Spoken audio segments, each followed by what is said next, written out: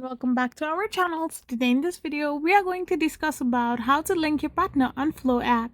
So without wasting much of our time, let's get straight into the video.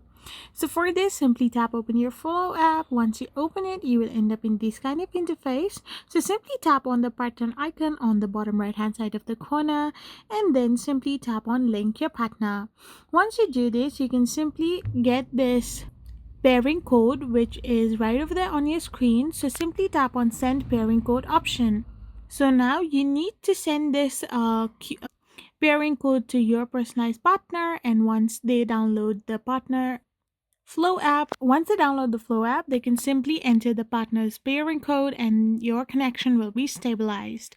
So this is how you can link your partner on your Flow app. So all you gotta do is simply follow the steps that are discussed in this video and you are all set.